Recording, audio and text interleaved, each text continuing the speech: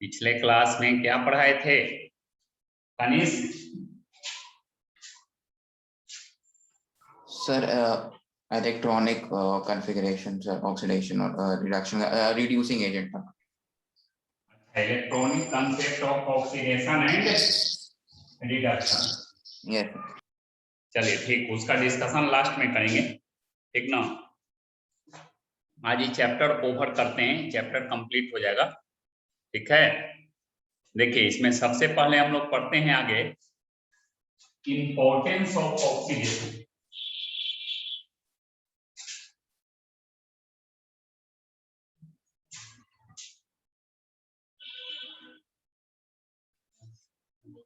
Boundary जो बनाए हैं वो दिख रहा है ना।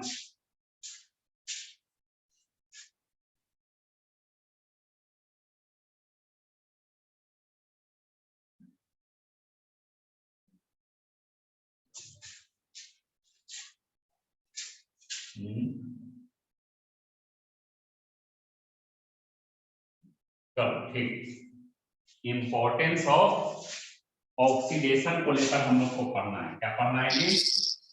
सर इम्पोर्टेंस हो गया था सर रेस्पिरेशन का। अच्छा, इंपॉर्टेंस ऑफ ऑक्सीडेशन हो गया है। Yes sir. चलिए ठीक है, अब हम लोग क्या पढ़ेंगे? हार्मफुल इफेक्ट्स ऑफ ऑक्सीडेशन पढ़ेंगे, ठीक ना। क्या पढ़ना है? Harmful effects of oxidation.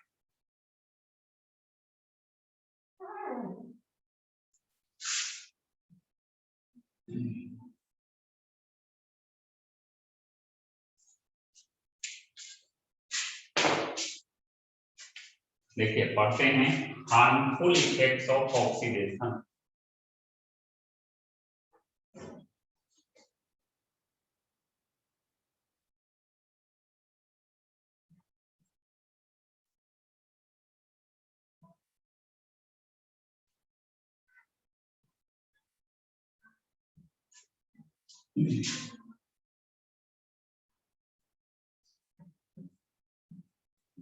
Oxidation,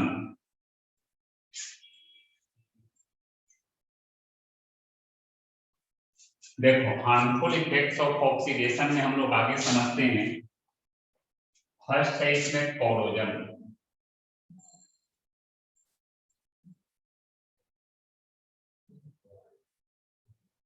corrosion, ठीक ना। सभी लोग टॉपिक नेम लिखिए। हार्मफुल इफेक्ट्स ऑफ ऑक्सीडेशन में फर्स्ट क्या लिखेंगे? कोरोजन।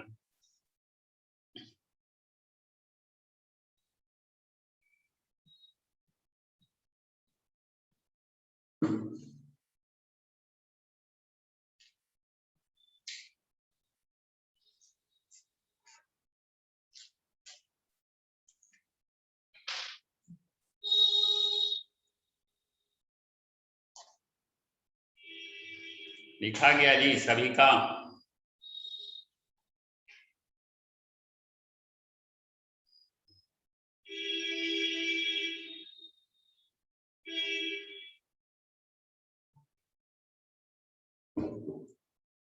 नहीं लिखा कोई? हो गया सर। देखो फर्स्ट है इसमें कोरोजन। तो ऑक्सीडेशन के कारण क्या होता है? मेटल्स का कोरोजन होता है। कोरोजन के प्रोसेस में क्या होता है कि metals layer by layer destruct करते रहता है। क्या बना करके? ऑक्साइड बना करके। मेटल्स का ऑक्साइड बना करके क्या होता है? डिस्ट्रक्ट होते रहता है। जैसे देखो आयरन की बात करते हैं, Fe ऑक्सीजन से रिएक्शन करके क्या बनाएगा? FeO, या यही Fe ऑक्सीजन से रिएक्शन करके क्या बनाएगा? Fe2O3। फर्स्ट है फेरस ऑक्साइड, सेकंड है फेरिक ऑक्साइड। यही Fe ऑक्सीजन से रिएक्शन करके क्या बनाता है? Fe3O4। इसको फेरेसोफेरिक ऑक्साइड भी बोलते हैं। यही Fe को ऑक्सीजन के साथ H2O अगर मिल जाता है, XH2O, तो इससे क्या बनता है? Fe2O3.XH2O। इसी को बोलते हैं hydrated ferric oxide. Hydrated ferric oxide या रस्ट है ये, ठीक ना। किस कलर का होता है रस्ट? ब्राउन होता है। यही जो है यानी कॉपर की बात करते हैं, कॉपर Cu+O2 क्यूप्रिक ऑक्साइड बनाता है, CuO cupric oxide.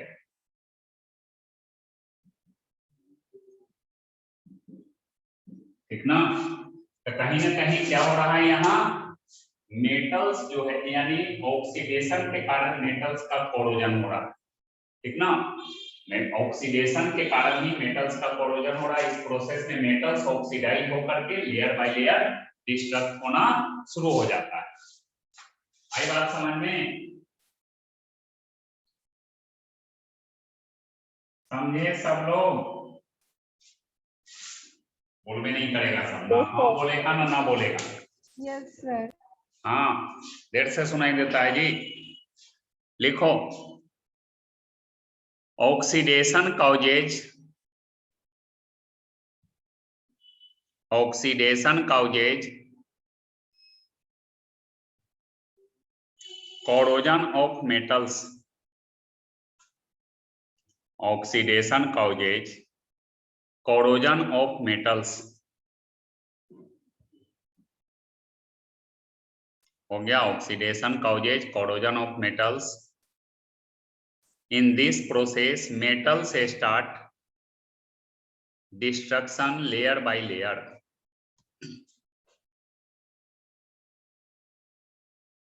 in this process metals start destruction layer by layer, layer by layer due to the formation of, due to the formation of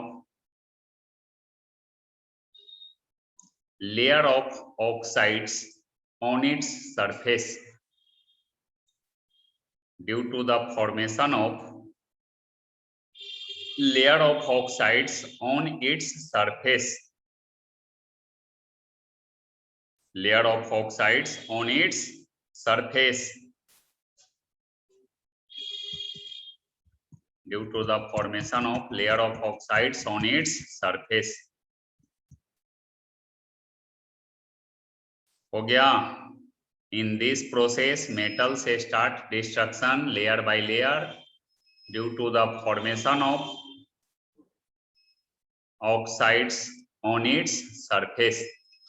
चलिए इक्वेशन लिखिए, सारा equation लिखिए, board पर जो लिखा हुआ है उसका लैंग्वेज घर से लिख के लाना।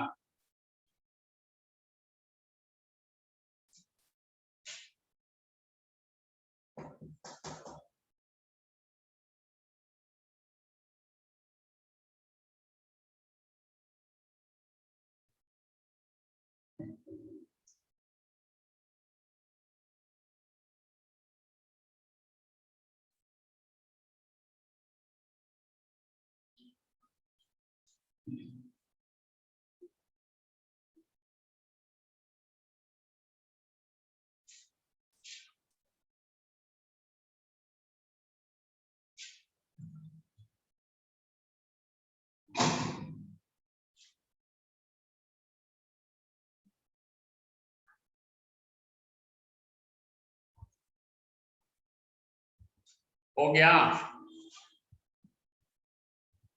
नहीं लिखा है अभी? चलिए लिखिए।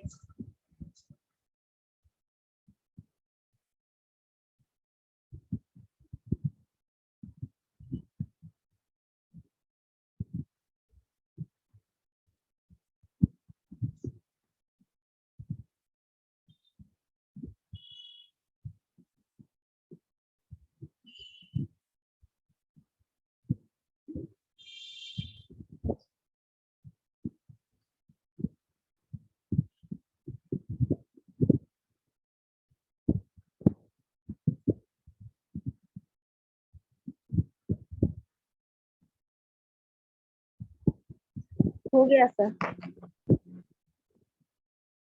क्या मिठाई जी, लैंग्वेज सबका लिखा जाएगा ना? यस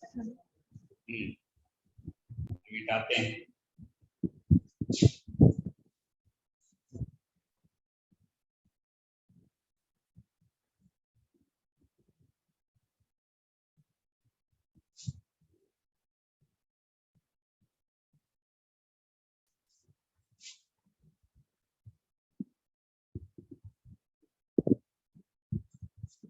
देखो सेकंड पढ़ना है रेंसिडिटी।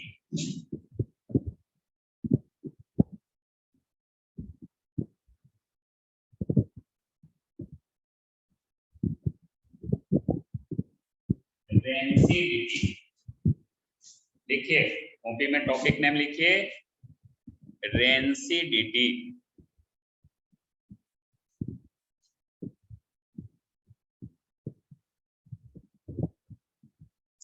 समझाएं इसको।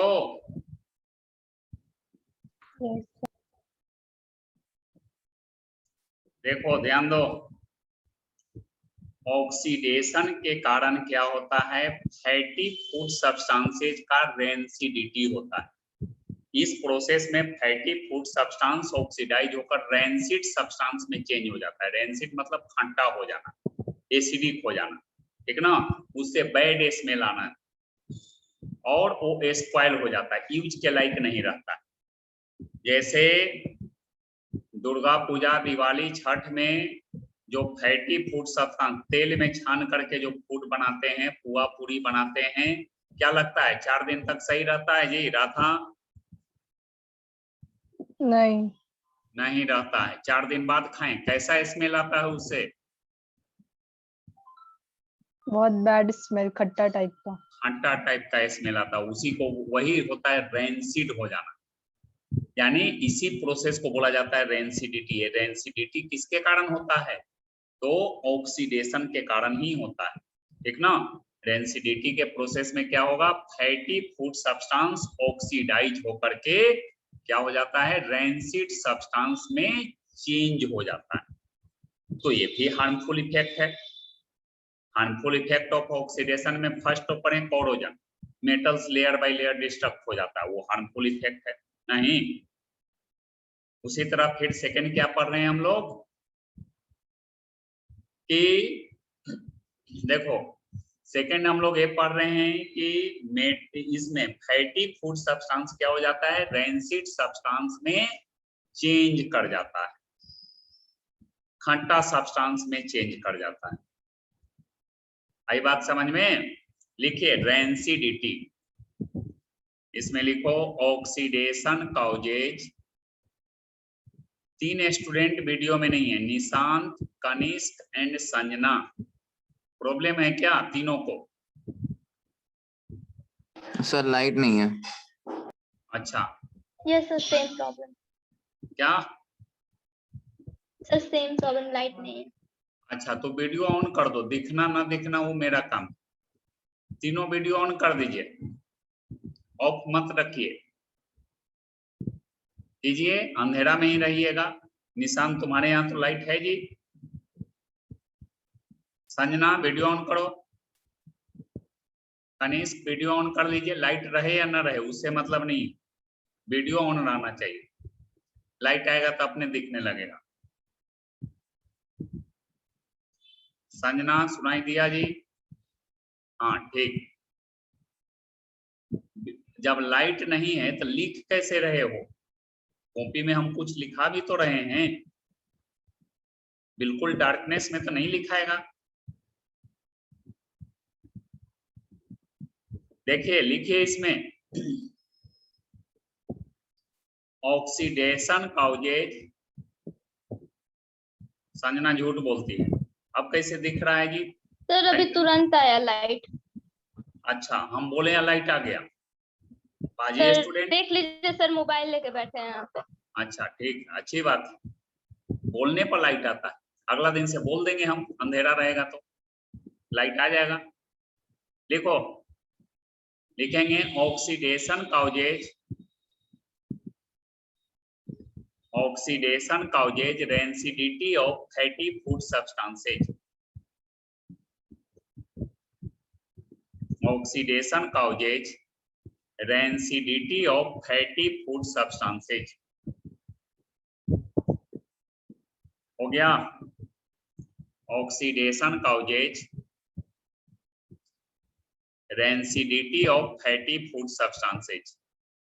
In this process,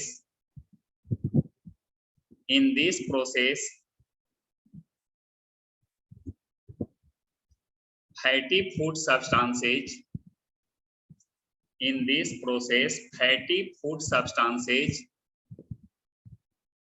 get oxidized into rancid substances.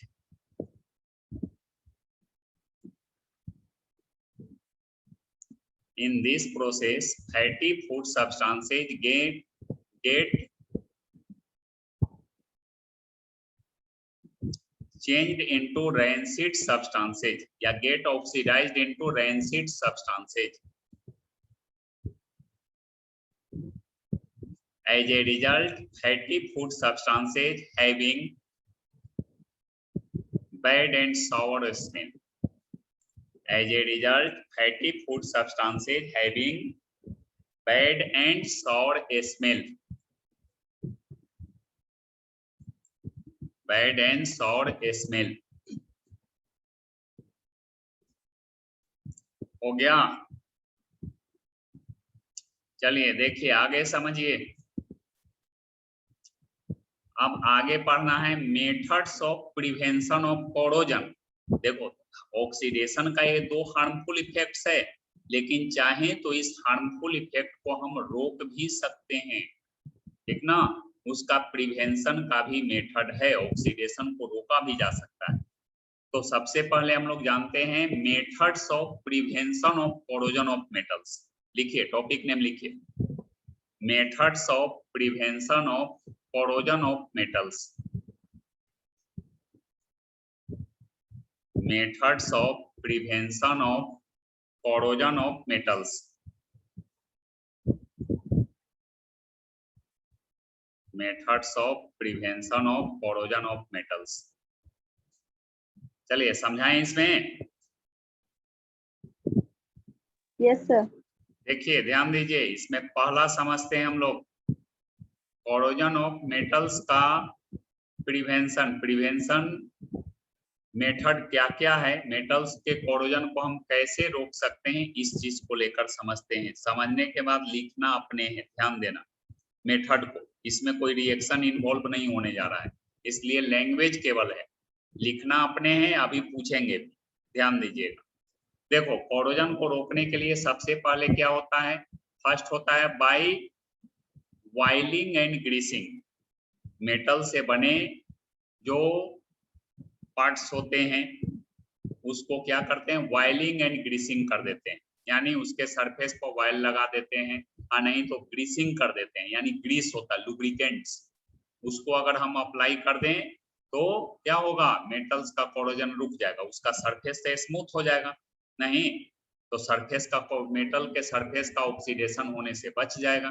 तो कोरोजन को हम लोग कैसे रोक सकते हैं, by applying oiling and greasing या बाय वाइलिंग एंड ग्रीसिंग, ठीक ना? फर्स्ट हो गया मेथड। सेकेंड मेथड ये है by painting the surface of metals. Metals के सरफेस को अगर हम पेंट कर दें तो क्या होगा, तो मेटल्स के सरफेस को अगर हम पेंट कर देते हैं तो उससे भी कोरोजन मेटल्स का क्या हो जाता है, रुक जाता है।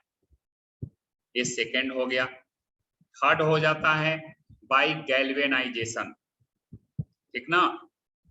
गैल्वेनाइजेशन, गैल्वेनाइजेशन क्या किसको बोलते हैं, आयरन के बने ऑब्जेक्ट पर जिंक का जो हम लोग कोटिंग करते हैं इलेक्ट्रोलाइसिस प्रोसेस से, उसको गैल्वेनाइजेशन बोलते हैं। तो आयरन जो है क्या है, आयरन में कोरोजन तेजी से होता है, उसके ऊपर हम जिंक का जो है प्रोटेक्टिव लेयर का जो है कोटिंग कर देते हैं, जिंक का कोटिंग कर देते हैं, इसको गैल्वेनाइजेशन बोलते हैं। तो इससे भी क्या हो जाता है, आयरन के ऑब्जेक्ट के ऊपर जिंक का लेयर रहता है, वो ऑक्सीडेशन कम करता है, इसकी वजह से क्या होता है कि कोरोजन रुक जाता है आयरन का। उसके बाद अगला है फोर्थ है बाय इलेक्ट्रोप्लेटिंग। इलेक्ट्रोप्लेटिंग क्या होता है कि कोई ऑब्जेक्ट, कोई मेटल का बना हुआ ऑब्जेक्ट है, उसके ऊपर निकेल का या क्रोमियम का प्लेटिंग हम लोग कर देते हैं। ये सब जो यानी लो रिएक्टिव होता है, तो निकेल और क्रोमियम का या फिर तांबा का प्लेटिंग हो जाता है। तो ये सब जो प्लेटिंग हो जाता है, लेयर चढ़ जाता है, तो इससे भी क्या हो जाता है, मेटल का कोरोजन रुक जाता है। नहीं, इलेक्ट्रोप्लेटिंग मेथड से इसको जो है चढ़ाया जाता है। तो ये हो गया। उसके बाद फिर और एक और है एल्वाइन। एल्वाइन क्या होता है जी, टू और मोर देन टू मेटल्स को मिला कर करके हम लोग क्या करते हैं कि एलॉय बना देते हैं, तो उससे भी मेटल्स का कोरोजन रुक जाता है। तो 5 मेथड्स बताए हैं, ये 5 मेथड्स को लिखिए, सब लोग लिखिए जल्दी।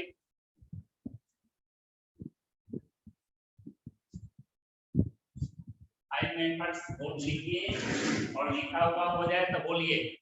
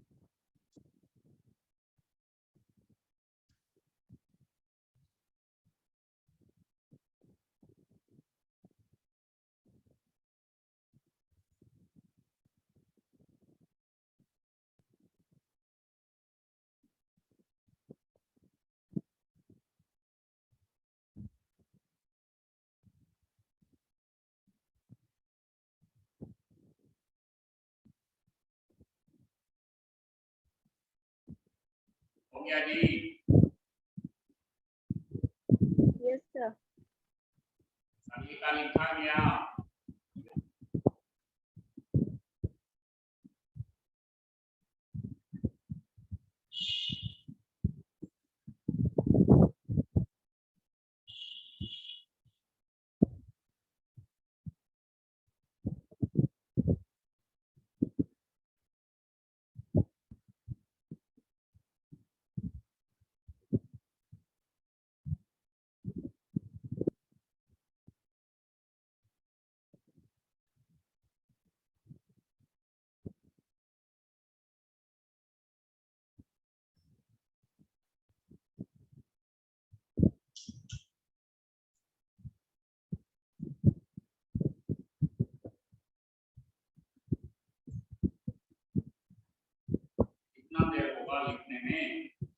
हो गया सर। सबका हो गया? Yes, sir. निशान?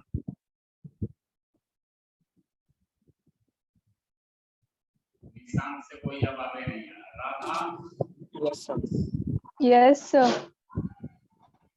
तो देखो आगे अब हम लोग क्या पढ़ेंगे, methods of prevention of रेनसीडी,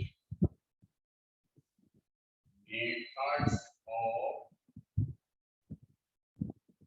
prevention of रेनसीडी।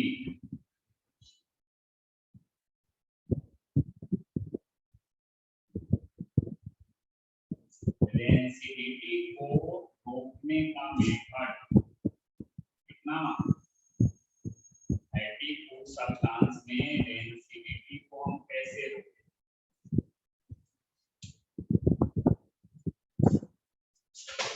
लिखिए, टॉपिक नेम लिखिए सब लोग, methods of prevention of rancidity, rancidity को रोकने का मेथड।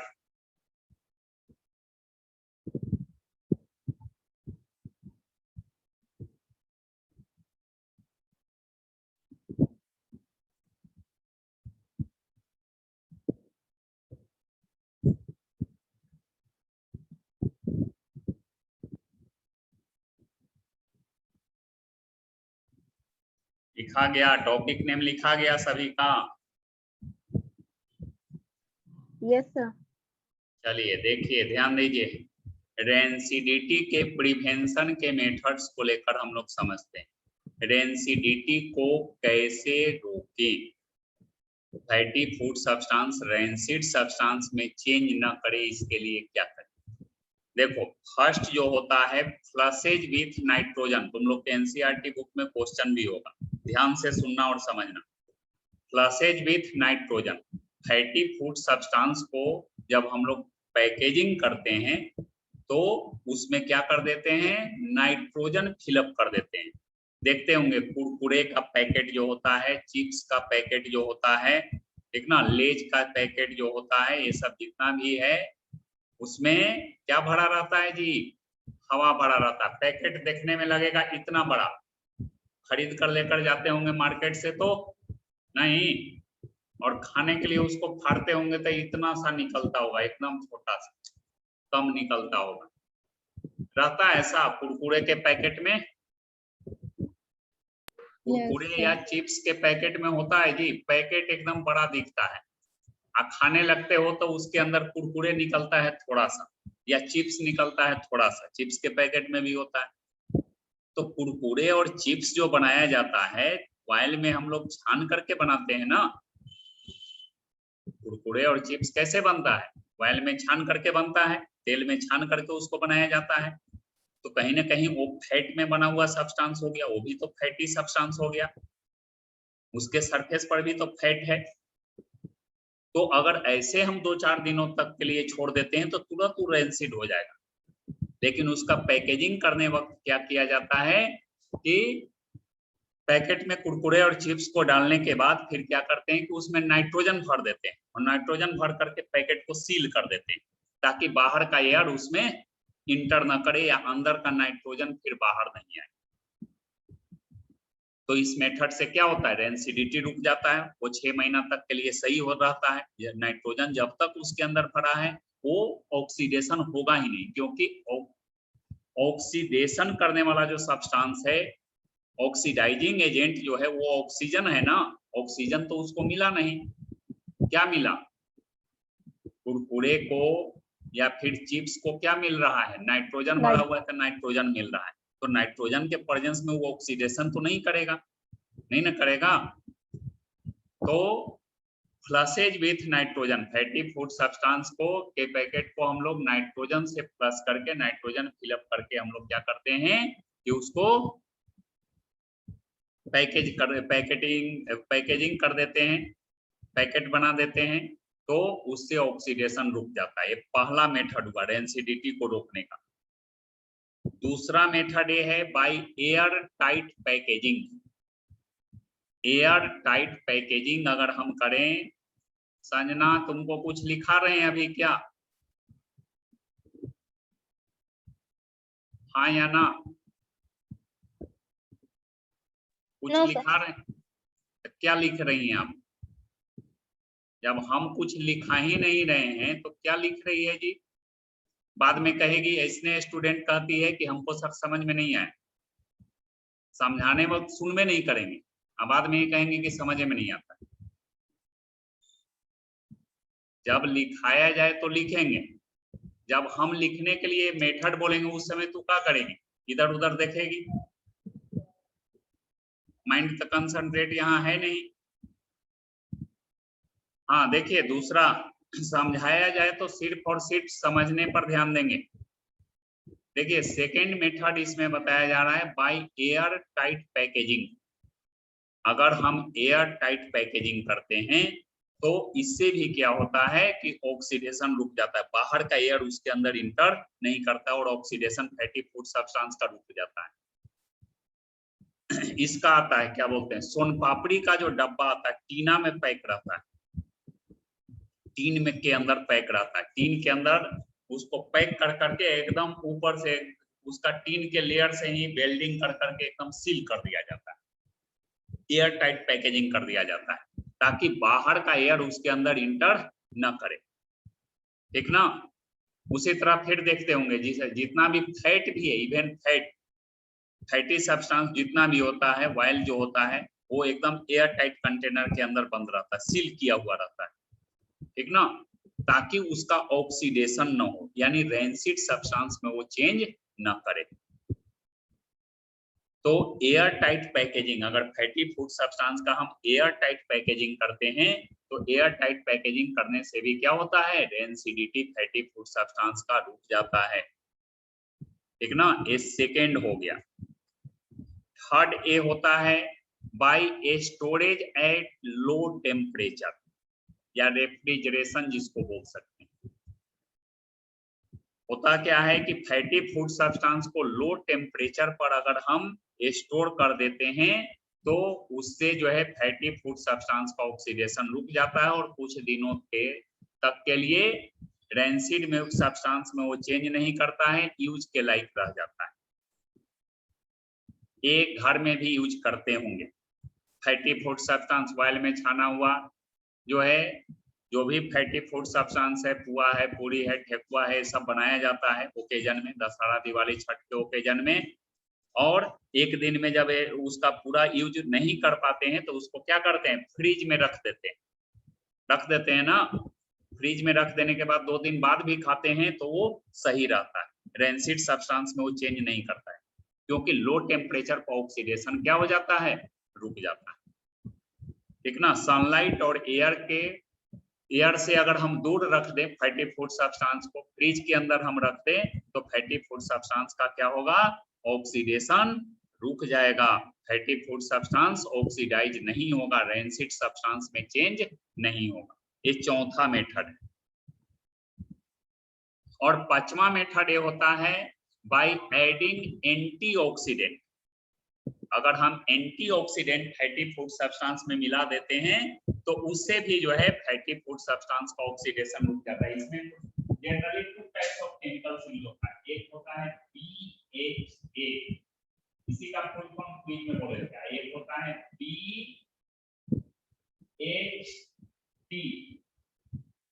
एक होता है ब्यूटाइलेटेड हाइड्रोक्सी एनिसोल,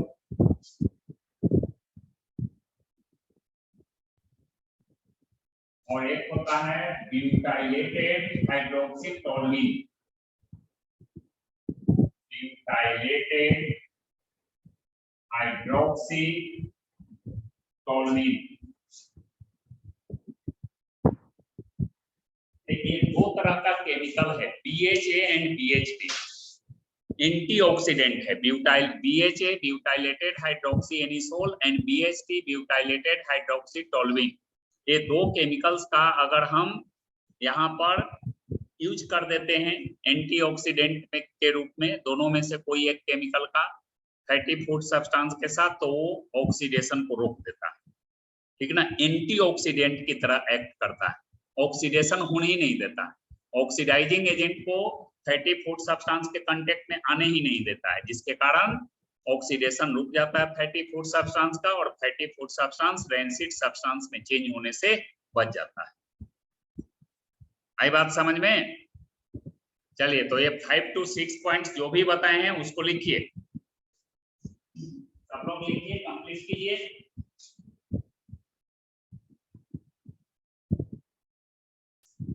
इसमें टी छूट गया, butylated.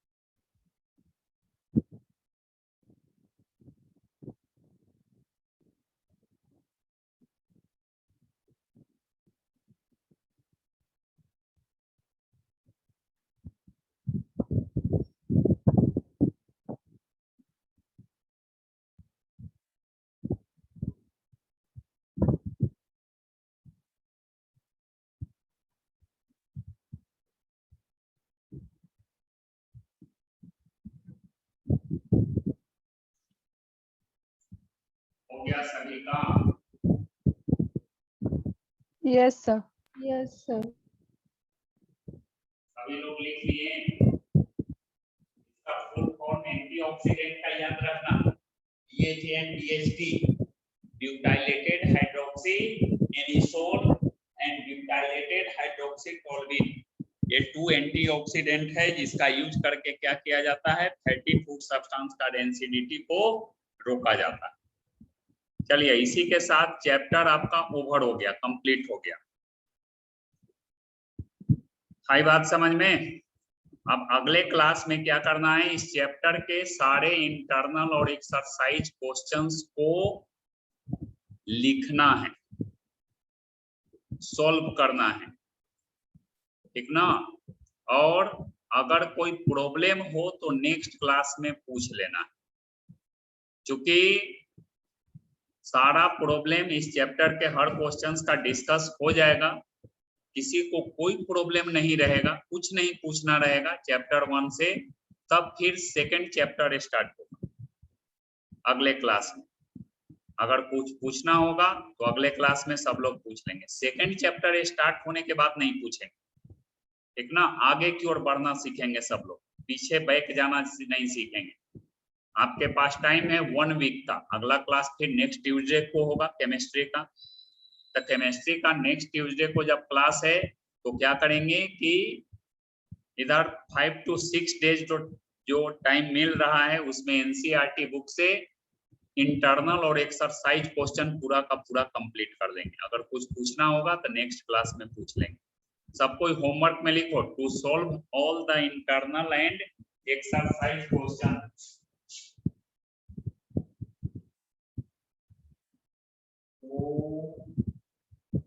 Solve all the internal and exercise question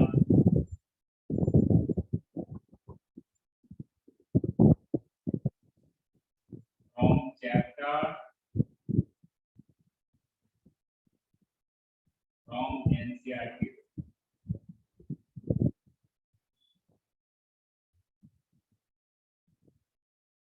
chapter कौन सा है? Chemical reaction and equation.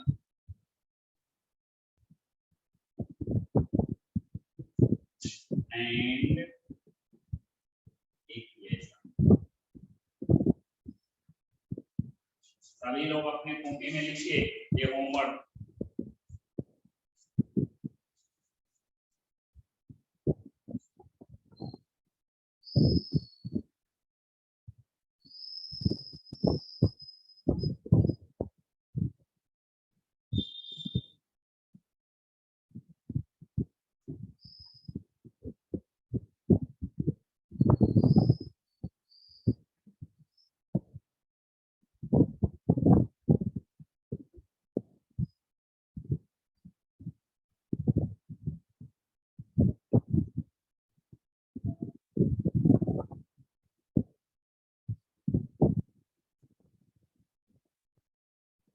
हो गया जी?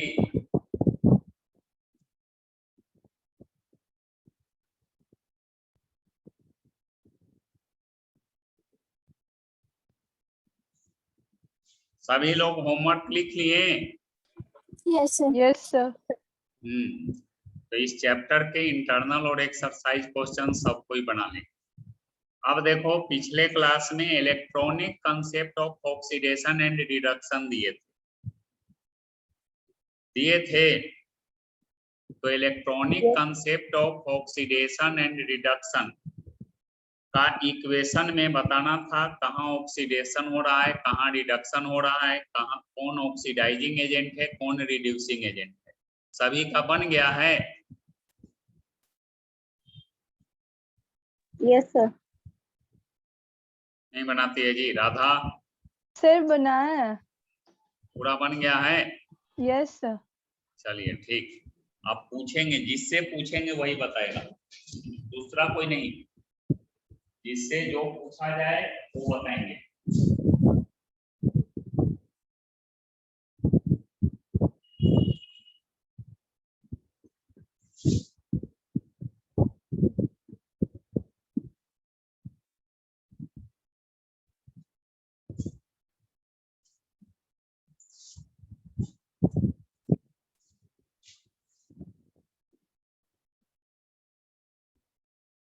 चलिए इक्वेशन है Na+O2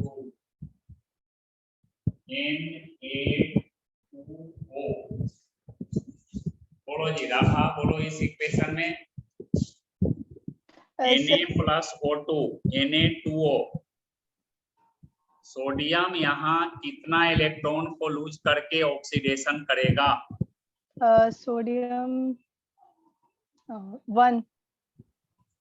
1 बार स्टूडेंट ये बनाई है सर बनाया है पर देख तो दिख लेते रहा है। सही सही है या गलत। सोडियम एक ही इलेक्ट्रॉन लूज करेगा जी। 2 नहीं 2 इलेक्ट्रॉन यूज करेगा। अभी भी गलती है, 1 से 100 ले बोल दो, सही हो जाएगा। देख काउंटिंग बैलेंस करो पहले। 2 Na सॉरी 2Na 2 हाँ यहाँ 2 लिखे। Yes sir. अच्छी बात, चलिए आगे। प्रोडक्ट में भी 2 Na। प्रोडक्ट में भी 2Na लिखे, बैलेंस हो गया। नहीं 4 Na होगा। 4 Na क्या 4 Na होगा। अभी तक 2 बोली जी। 4 होगा। हाँ 4 होगा यहाँ। हाँ हाँ 4Na+O2 2Na2O। अब बोलो सोडियम का 4 एटम है, कितना इलेक्ट्रॉन लूज करेगा?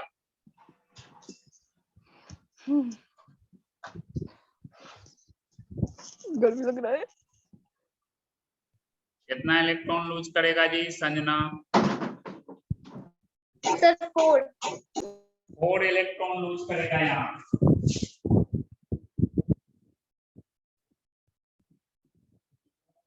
एट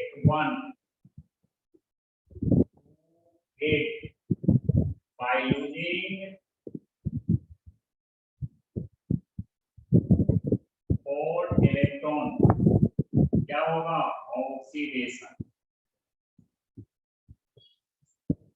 और यहाँ 2 6 है नहीं, यहाँ 2 8 होगा। ये क्या करेगा? बाय गेनिंग 4 इलेक्ट्रॉन, ऑक्सीजन यहाँ 4 इलेक्ट्रॉन गेन कर लेगा।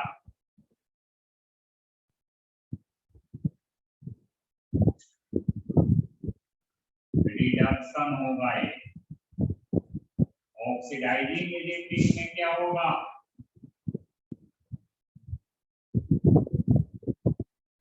क्या होगा जी पूजा? ऑक्सीजन। क्या? Sir O2 oxygen. Oxygen. Reducing agent क्या होगा? क्या होगा जी निशान? Sir N sodium. इस तरह से बनाना था। सब लोग बनाए हैं पूरा? बोल भी नहीं करेगा सब। Yes sir. अभी कोई ऐसे बनाए हो जी? बनाइए जी राधा। Yes sir. हाँ ऐसे बनाएंगे तो गलती बताएंगे सर दिखा दे ना। देखना क्या, गलती क्या देखें? अगर गलत सही है। बना होता सही तो उसमें क्या बताते? सही बताते पूछने पर। इसी तरह का बना करके सभी को व्हाट्सएप ग्रुप में भेजना है। और होमवर्क जो के लिए आपको कल तक का टाइम मिल रहा है, कल तक में एनसीईआरटी बुक के इंटरनल और एक्सरसाइज क्वेश्चंस को बना करके सभी लोग क्या कर देंगे? जमा कर देंगे। आई बात समझ में? चलिए आज के लिए इतना ही। बाद बाकी अगले क्लास में हम लोग प्रॉब्लम डिस्कस करेंगे। किसी का अगर प्रॉब्लम होगा तो डिस्कशन होगा, और नहीं होगा तो फिर आगे का चैप्टर स्टार्ट होगा। Acids bases and salts chapter 1 complete हो गया। अच्छा से समझ में आया सभी को? Kanishka yes sir. चैप्टर 1 अच्छा से समझ में आया है ना? Yes sir. बोलो जी। Sanjana, yes sir. Radha, yes sir. Regular class join की है पहले? हाँ अच्छा। पूजा, यस सर। तान्या बोलिए। Yes sir. Nishant, yes sir. हाँ, निशांत भी क्लास छोड़ा है चैप्टर 1 में कहीं कहीं। Nikita yes sir. समझ में आ गया है चैप्टर 1 ना? हाँ चलिए क्विज में अगला बार निकिता को टॉप करना है। चैप्टर 1 से क्वेश्चन रहेगा, पढ़ करके मेहनत करना है, ठीक ना? चलिए आज के लिए इतना ही, बाद बाकी अगले क्लास में आगे हम लोग सेकंड चैप्टर शुरू करते हैं। चलिए अभी सभी लोग रिमूव हो जाइए।